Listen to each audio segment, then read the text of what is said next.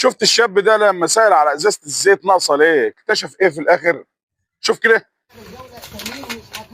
سبحان الله. امال دي هو كل الدرجه دي؟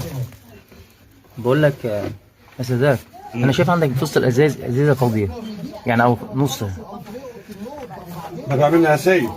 سايب ازاي يعني؟ يعني سايب، اللي عايز ب 10 جنيه بياخد، اللي عايز 5 جنيه ياخد كده. ب 20 جنيه اي حاجه. واحنا وصلنا للدرجه دي؟ ما حدش يعني، في بعض الناس مش عارف تشتري ازازه. لا، في ما اعرفش اشتري ازازه، في بياخد ب 10 ب 20 امم كده يعني. الدرجه دي؟ اه اه. دي ازازه انا بفتحها ما ببيعش، انا بفتحها وببيع منها سايب اهي. امم لا حول ولا قوه الا بالله.